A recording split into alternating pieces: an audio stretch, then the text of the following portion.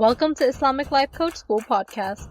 Apply tools that you learn in this podcast and your life will be unrecognizably successful. Now your host, Dr. Kamal Akhtar. Hello everyone. Peace and blessings be upon all of you. Today I have a special episode for you. I am starting a series where I will be interviewing very successful Muslim women that practice mind management at some level or another, which is the secret behind their success in the world. Today I will be interviewing Dr. Serene Shereef, a very good friend of mine. Dr. Serene Shereef is a trauma acute care surgeon and a mindfulness and productivity coach who helps exhausted professional moms struggling with burnout and overwhelm to take control of their time, mind, and energy. Her MAPS, Mindful and Productivity Systems Framework, is a powerful tool that combines the energy of mindfulness with the scientific principles of habit building and your unique systems of productivity. Her goals are to help you discover clarity, design your dream life, and build nano habits as well as mindful productivity systems that helps you live your best life. You can contact Dr. Serene Shereef at serenitywellnessmd@gmail.com or through her website at serenitywellnessmd.com. She also has a multitude of free services to help you get started with your mindfulness and productivity journey, including Mindfulness and Productivity Systems podcast, a Facebook support group, and a YouTube channel. I will leave the link in the show notes. But during this interview, I want you to pay extra close attention to what thoughts and feelings you can borrow to drive actions in your life that can then create successful results for you as my listener. All throughout the interview, you will notice that I will be pointing out different thoughts that I am going to borrow myself. And please take advantage of this time that I spend with this beautiful soul, Dr. Serene Shereef. Okay, assalamu alaikum. I have Dr. Serene Shereef here. How are you? I am doing great. Thank you so much for having me.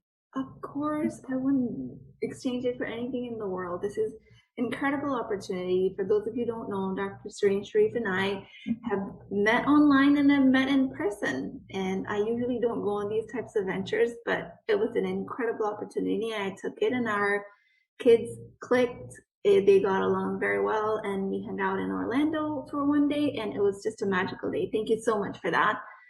So I want to start out just with a little bit of an introduction of what you do and how many hats do you wear and why you do all of those things. Sure, absolutely. And thank you as well. I agree. The last couple of years, I feel like with the pandemic, there's been such an opportunity to connect virtually. And, but, just as with any friendships that you make, it doesn't always go, smoothly. I feel like, I've been so grateful to know you. And there's so many ways that, we have really connected, not just with all the work that we do, but then also our children are so, close in age and just some of the fun things they like to do. And it was really a magical time in Orlando. So I guess everything in Orlando has to have a little extra sparkle in them. A little bit of magic. Alhamdulillah. And when I think about the hats that I wear, it's really, I am actually trying to create a single hat that I wear. So that's, I'll explain more in a little bit, but just generally for everyone to kind of get to know me, I am a Serene Shereef. I'm a trauma acute care surgeon. I used to work full-time, but now work part-time. And I have 3 children, ages 8, 13, and 17 in a couple of months. So I am, I'm living the elementary, middle, and high school all at once. And soon, I guess, the college adventure, InshaAllah. So with all of the hats that we wear, what I've found is that it's really easy for our brain to keep telling us that we're overwhelmed. And I lived in overwhelm for a long time. I thought that was the only option. I really didn't know that it could be any different. And in fact, I would say it started during my surgical training, my residency. But definitely during practice, I experienced a lot of burnout and just feeling like, I'm barely keeping it together in all areas, and just, feeling just that deep sense of unhappiness. And I wasn't sure why. I had a lot of anxieties and unhappiness, and it's just really kind of struggling with that area. And what ended up happening, really, I thought it was the worst thing that could happen, but it ended up being the best thing. And really, what helped me is I hit that point where I literally felt like I could not take another step forward. I couldn't keep doing what I was doing. And so I ended up handing in my resignation and taking some time off to figure out what I wanted to do. And I started to teach medical students. I started doing surgery part-time, and I found myself again doing the juggling act. And I'm telling myself, how is it possible that I'm still, I still feel like I'm getting burnt out, because I just had never learned to say no. So when people ask me for something or for help, or can you do this project, or can you do that activity, I just never learned how to manage my own mind around time. So I would say with all of this, what I learned is that I can only wear one hat at a time. So really, by connecting to mindfulness and being present and connecting to that one hat that I wear each time, I feel like that is probably what really helped me stay focused and do what I love, but in a way that is human and kind to myself. Wow, mashallah. That's so deep, because the concept of just wearing one hat, because especially as women, we are being pulled in all different directions. And like you say, you can hand in a resignation from your full-time job, but then you'll end up doing the same juggling act in different areas of your life, because like you say, the key is that you never really learn to manage the mind, which is what needed to happen. And I'm glad that it did for you. I mean, it sounds like that it did for you, but I'd like to explore that more. But I also want to explore what you said was very interesting, and I think it's going to benefit a lot of my listeners, is about you never knew that overwhelm was optional. Like, can you explain why that is, and how do we create that over and over again if we have a choice of not creating it? Let's say if you do want a high productive life, like somebody of a trauma surgeon, or a job of a CEO, or somebody that's supposedly in a high performance type of a job, then is overwhelm a choice? Yeah. So I think it comes back to actually a point that you just, made so beautifully, which is we have a pattern of behavior. We have a pattern of thought, and it doesn't matter if, we switch jobs, if we, switch marriage, we get divorced. I mean, people think, oh, it's my husband, or it's my job, or it's my kids. And you think by changing your external circumstances, what is around you, that somehow things will be different in the future. And I thought so too, and it's normal, because that's what we hear from everyone around us. Oh, it's just your work. It'll get better when you graduate, college. You'll get better when you graduate residency. But if we all have a baseline way of, thought and behavioral pattern habits, and so what happens is overwhelm. I had my 8-year-old tell me she's overwhelmed, right? So overwhelm and this culture of keep doing more. You got to hustle, you got to do more, you got to work hard, because the only way you can ever do anything is by working hard. So we are raised in this culture of just doing more and not really taking the time to look at what is it that we're doing? Why is it important to us? What do we want to achieve in life? Not everyone's the same, right? So maybe child A is interested in the math and science fields, but then child B is interested in the arts. And there's just, I think, a lot of thoughts that we have maybe as parents. Oh, this is the only way to do stuff. You have to work really hard. That's the only way you can get a good grade and go to college. And so I think that ultimately it comes to that. People who are in high performing jobs they are used to working hard. They're used to hustling and doing all of the things. And to a certain degree, their work ethic essentially kept the overwhelm at bay. Well, as you start getting into those higher thought,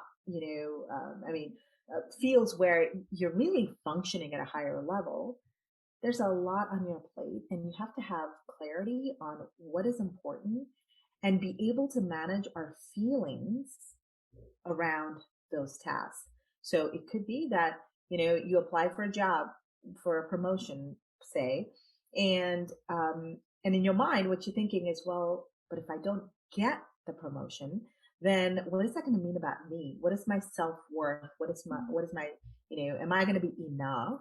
And so our brain automatically tries to say, oh, you don't really want that, kind of keep us in overwhelm, or even self-sabotage. So we don't, like, procrastination is a form of self-sabotage that we do because we find it hard to manage our feelings around a task that we know would be good for us or that we want to do, but we are just struggling with managing our emotions.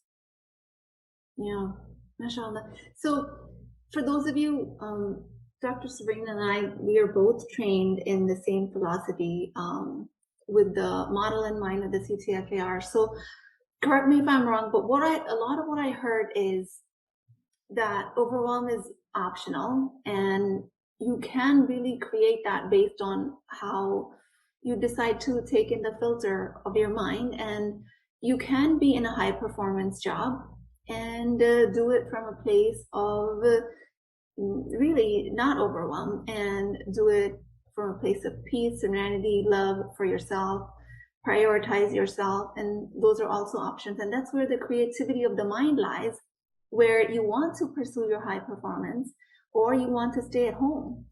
And either case, the brain will have a tendency of creating overwhelm. And in either case, you have the choice of letting that happen or not. And that's where the whole mind management and really polishing that filter, that talent comes in. So it's really fascinating where you took it back to saying that we continue to change our circumstances. We switch jobs, we switch husbands, we hope to switch children, but that's not possible yet. We move, right? We move from, A to B, thinking, oh, when we move to that city or that country, or, and it's so fascinating, like you say, that the environment keeps reinforcing that just change what's around you and then things will be better, or just get over this stage and things will be better. Well, what I'm really hearing is that it really can't be better, because you're taking the same mind from each circumstance to the next, and the mind will find more problems in the next circumstance. So that's a very beautiful insight, and thank you for sharing that.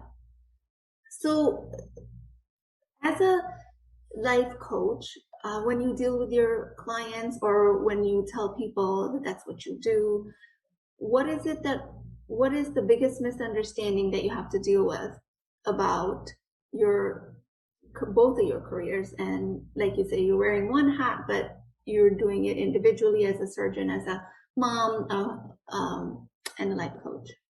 Yeah. So I can say, there's misunderstandings in all of those fields, but just to take it to the area of coaching. So I specifically coach on mindfulness and productivity systems, so looking at habit building, how do we build that daily intentional presence? How do we connect to each of the hats that we wear, all of the things, right? And most people think that it's about the actions. So they think, we got to do more. How are you more productive? You're a productivity coach. So how can I do more is usually the question that I am asked to help them with. And I have to help them understand that it's actually not about doing more.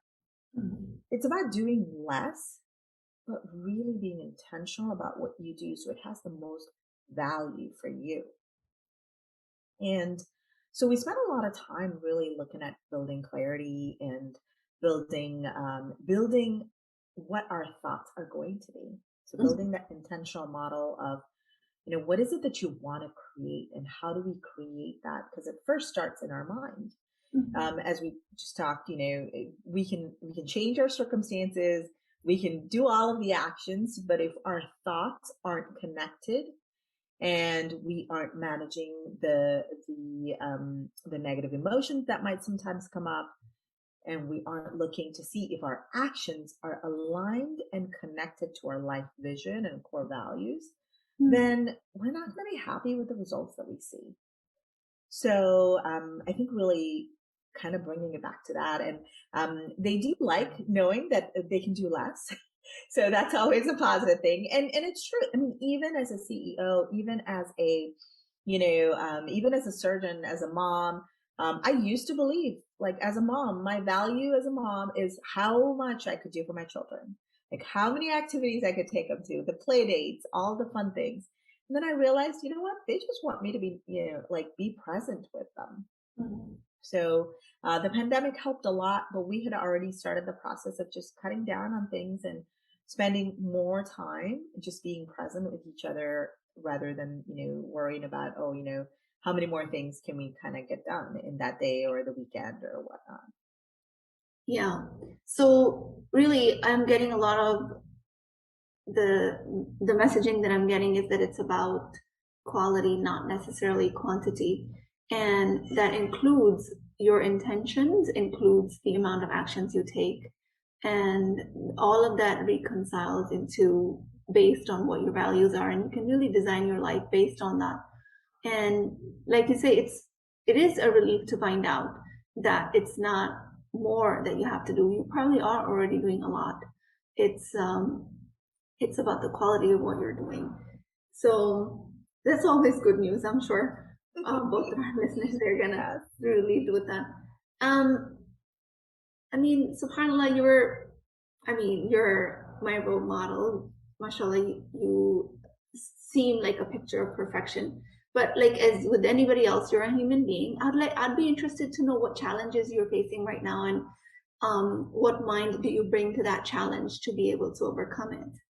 Sure. I can promise you I am far from perfection. and honestly, it was embracing my imperfections that allowed me to, I think, really be happy. So I used to think, I feel like in our training and, a lot of what we do, especially in surgery, there's just, there is people who are drawn to it tend to be perfectionistic. And then you are, you're constantly like critiquing yourself. You're being critiqued. Every, change in the procedure that you do could have a significant impact. So I feel like, for most of my adult life, I've had a very active judge. And what I mean by that is there are ways that our brain works to keep us safe. And then when these voices get out of hand, they actually self-sabotage us.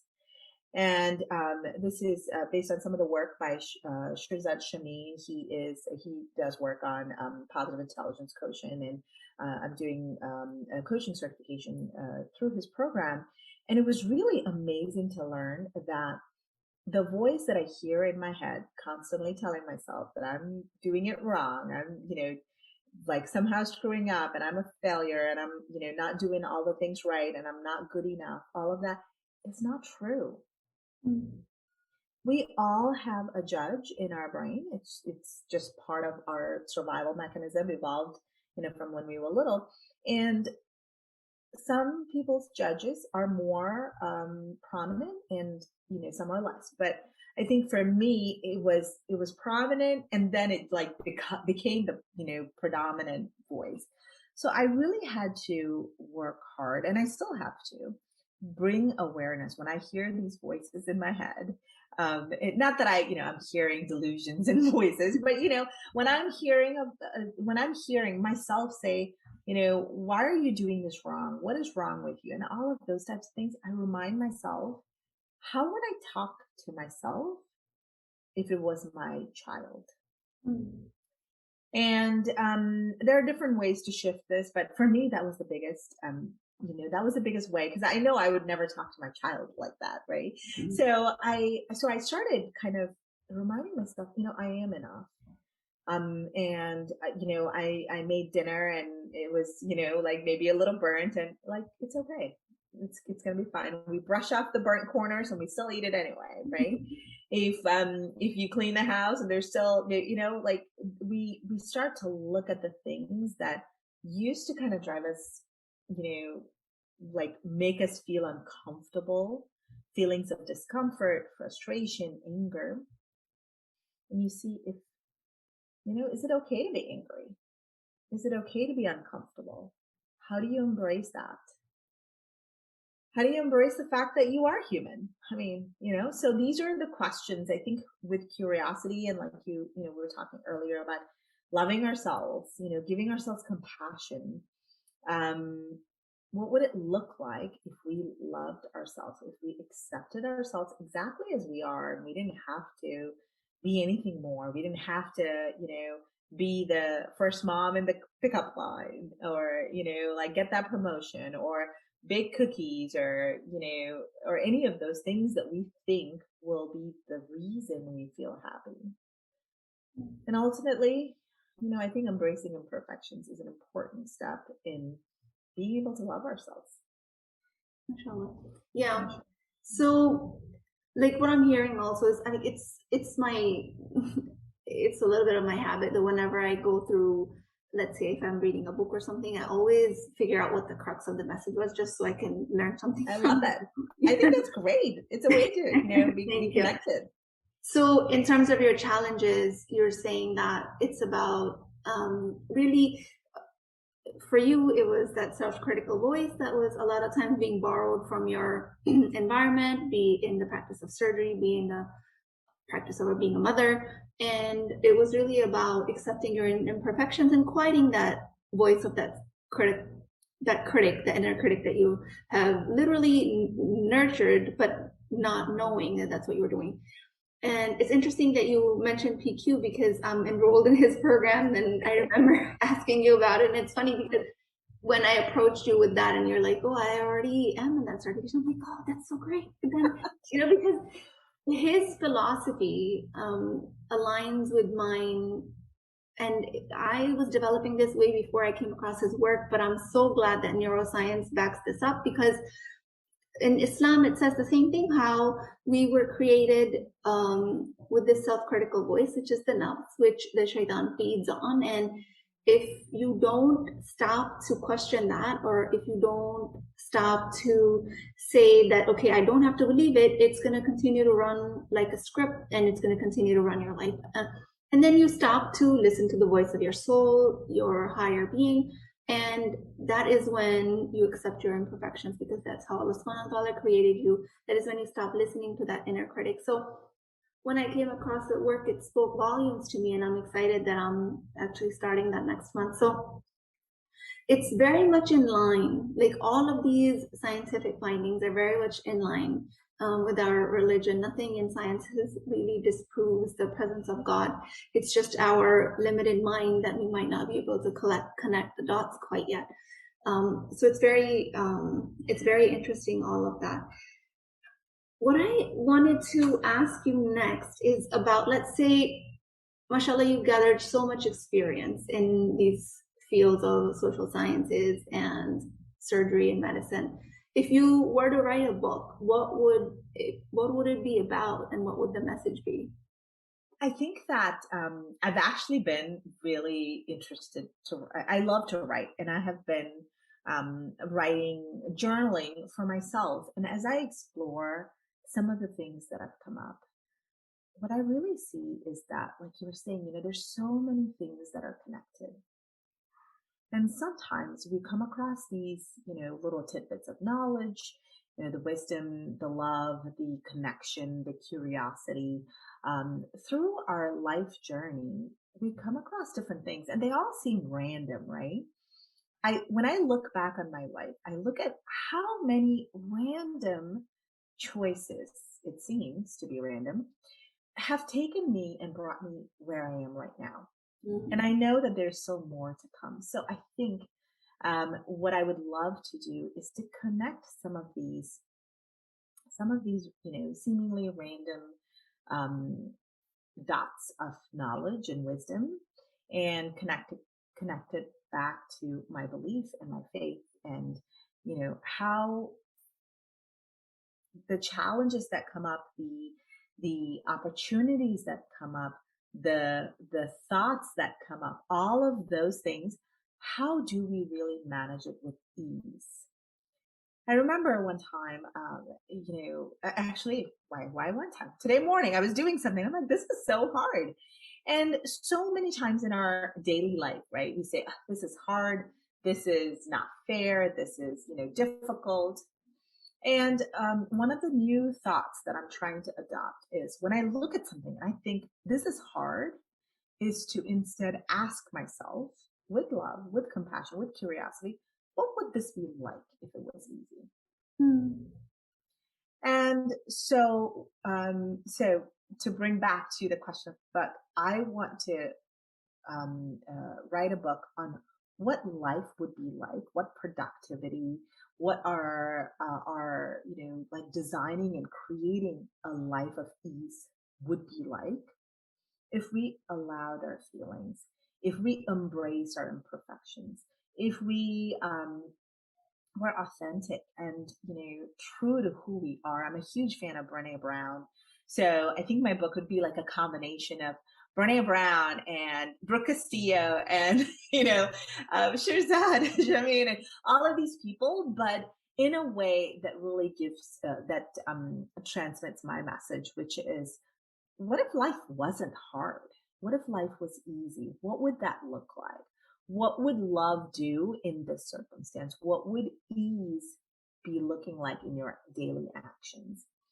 And of course, it wouldn't be me if I didn't include some habit building tools and some productivity tools in there. But I think it's really about connecting to our mind and really building that relationship, because honestly, for 40 years, I felt like I never spent any time connecting to me as a human. And when I realized that, all of the things that I was critiquing myself and, all of the judge thing, right? But Allah loves me as I am. Yeah, alhamdulillah. So how can I see myself without all of the filters? How can I love myself? How can I create a life of ease and in a way that is connected to not just me, but to my family, to my environment, in a way that we're not like, comparing and despairing and, getting frustrated and getting annoyed and, all of the things that come up when we're like, why is this person doing that? And why is it so hard? And, I can't get up in the morning, and all of the things that we say, what if it wasn't so? So I think that's what I would want to. Wow. That's the book I want to read. so I want to write it. Only write a book that you want to read, right? Otherwise, what's the point? And at least, even if no one reads it, at least I'll read it. I'll read it. I mean, I'll definitely read it. So it's interesting that you say that, because most of the very high quality thought that you offered, and that's what I always encourage my listeners to really pay attention to, even in my podcast, is that when these thoughts come, why am I the one snoozing the alarm? Why am I the one burning the dinner? Why am I the one not with the corner office and the windows and the staff? And when these self-sabotaging types of thoughts come, the answer isn't to go into positivity, because that becomes toxic positivity, and that's not what we're saying at all. And it's fascinating to really see that in action with you as it unfolded right here. And you answered my question, is most of those answers are questions. What would love do in this case? How can I tie this to my family, my personal growth, my faith? How can I live a life of ease? You're not telling yourself this is what I have to do because otherwise I'd be negative. You're really diving deep into curiosity, which is what I go by, because when you're in a sort of a negative, self-sabotaging type of a place, the way to come out of it is not positivity. Sometimes repetitive positive thoughts work and positive affirmations work, but the really way to open doors for yourself is to be curious, because then your brain will present to you the answers that are correct for you. If you're trying to adopt positive affirmations, those are somebody else's thoughts, created results for somebody else. Sometimes it works for you, but for most of the time, when I'm trying to coach clients, what ends up happening is that they become rather walled off, that, oh, it's just about me thinking this instead of that. And that's not at all what we're teaching. We're saying, just be open, just be curious, and then you'll find that your fitra, your higher wisdom, will automatically take over. And so that, I think, it's beautiful, and thank you for offering that. I just want to add to, a message that I think is so key that you pointed out is, there is a belief out there that, yes, you just have to switch your thoughts. You just have to have some positive thoughts, and somehow everything's going to get easier. And so, again, all of these, like I've lived it, like I did that for some time, and it, it works to a small degree. So it gives you that illusion, oh yeah, it's working, like it's all good.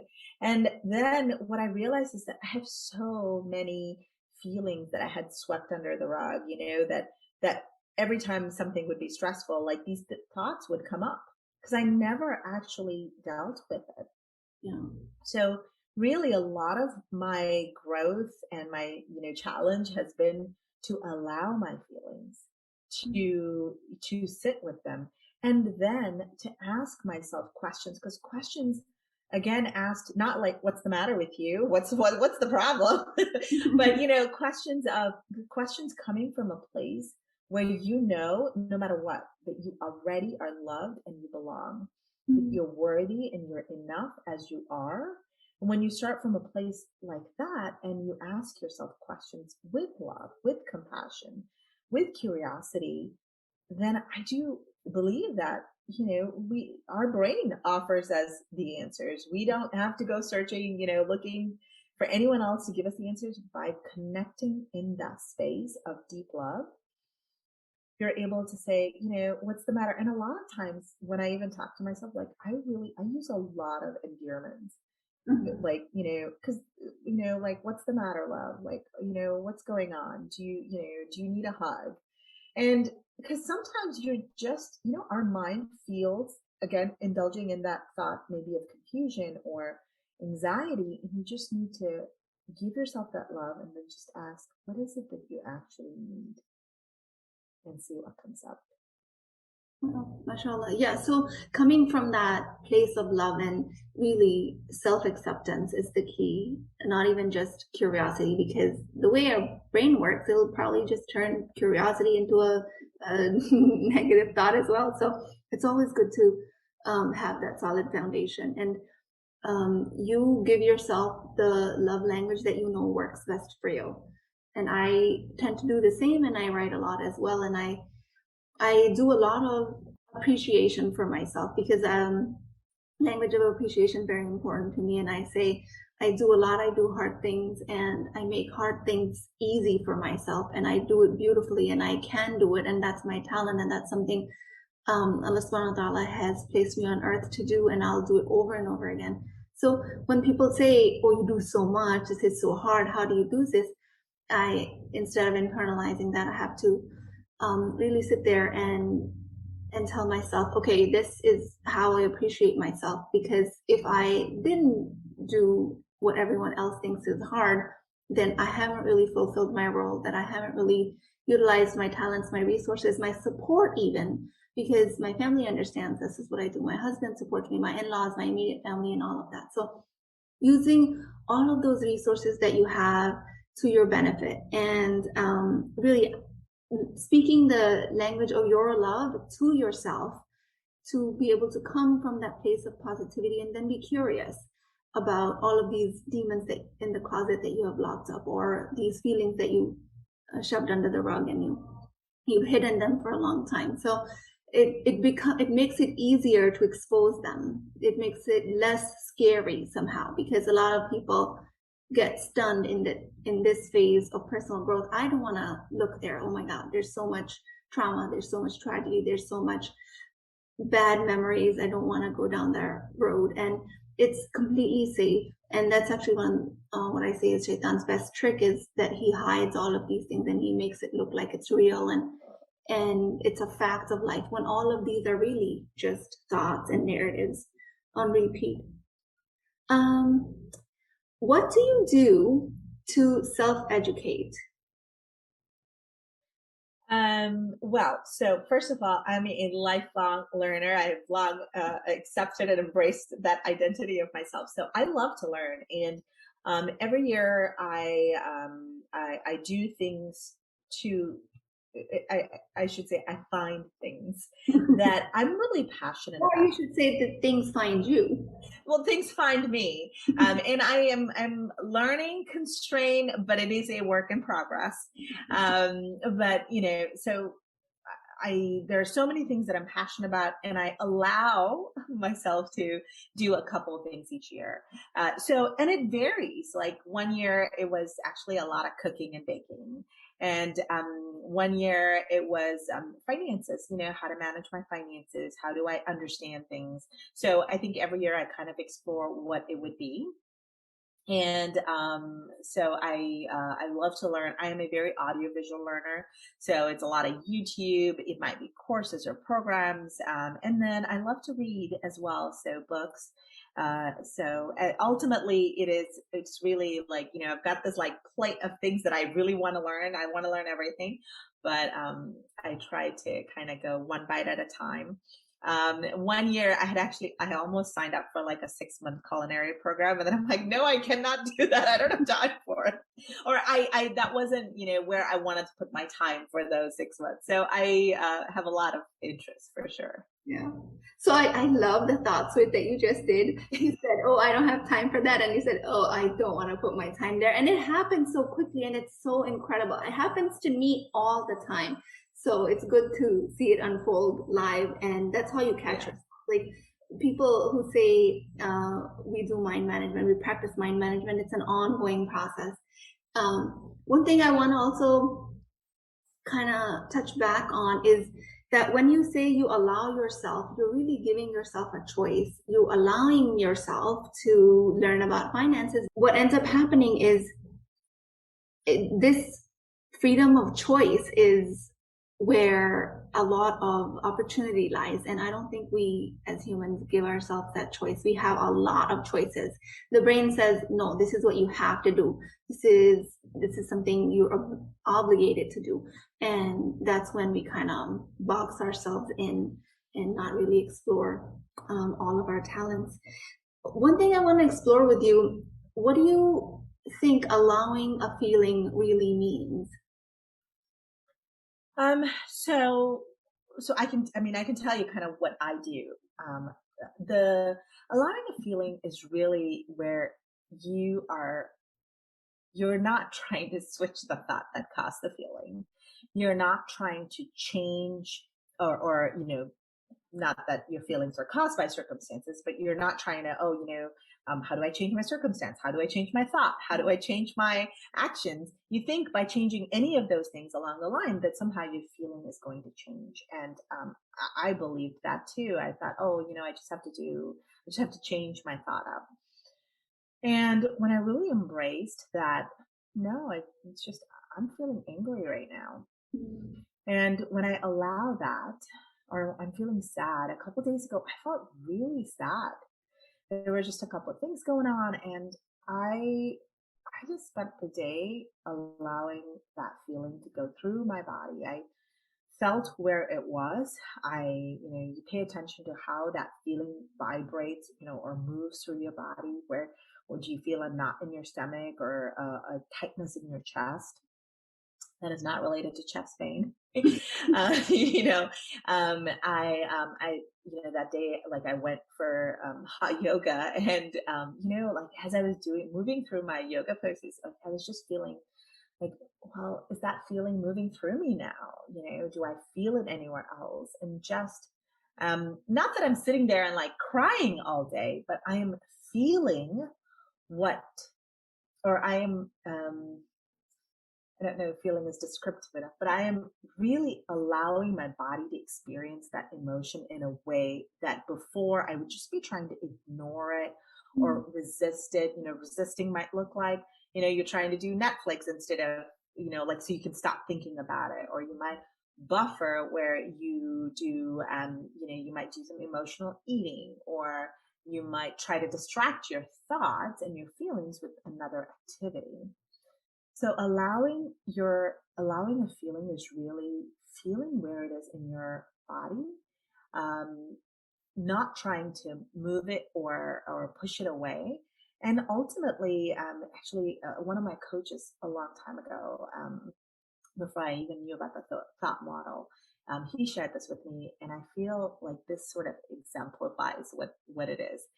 You know how when you go to the beach and the waves, they come and they go? So our thoughts and feelings can sometimes feel like that. We might not always have control over them, right? The waves, they're coming and they're going. But sometimes we try to hold on to it because we think that somehow we can control it, or we can change it or manipulate it. But what if we knew, as the beach knows, okay, that's fine. Sometimes the waves, they might take a few of my sands, or they might create an impact in my life, but I am still the beach.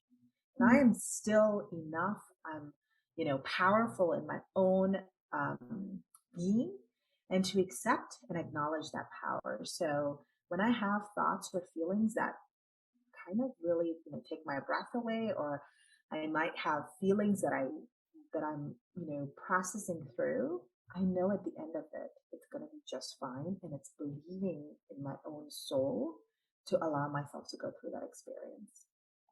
Wow, talk about a visual learner. You painted such a beautiful picture there with the beach and the waves. That's definitely going to stick to me as well, and inshallah for everyone's benefit as well. It's been an incredible interview. Thank you so much for your time. I kind of want to close this by asking you, what is your one favorite thought that you can let us borrow? I have thoughts actually written up. So, when I am struggling, when I'm doing something and I need something to help me. And I have many thoughts. But I think that the thought that really guides me and, helps me make decisions when there are tough decisions to be made is, what is the most loving thing that I can do right now? Whether it is for myself, whether it is for my children or my clients or my patients or, whomever, just connecting to what is, if there are decisions to be made, I feel like, connecting back to love and compassion is always a good guide. SubhanAllah. And I feel love and mercy of Allah subhanahu wa ta'ala is a quality that doesn't get tapped into enough. And that's mostly because of our own limitations, because we're not loving ourselves and we're not being merciful to ourselves. So what can I do from a place of love in this situation? That's a beautiful thought. And actually, just to connect to that thought, a lot of times people actually try to do things because they're afraid, right? So a lot of times our actions are driven by fear or something we're trying to move away from. Even, if you don't pray, Allah's going to be mad at you.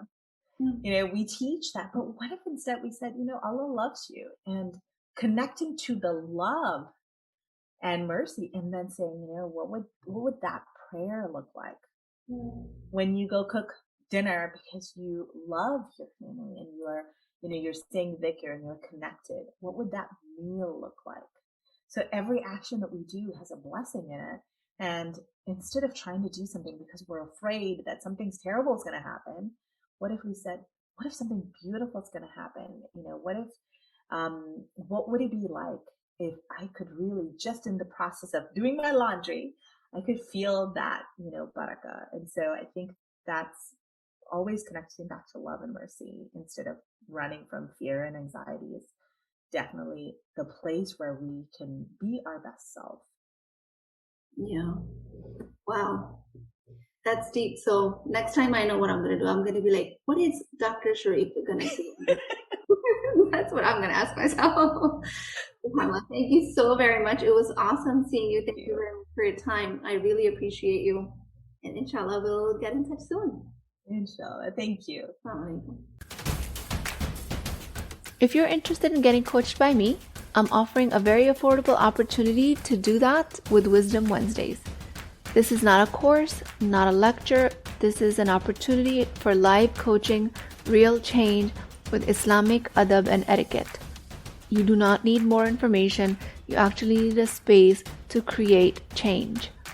At $19.99 a month, which is the price of takeout dinner, you as a Muslim woman will create confidence, intimacy, and connection without shame or fear of judgment, because your privacy is my highest priority. So join at www.islamiclifecoachschool.com, resources, Wisdom Wednesdays. I'll see you inside, inshallah.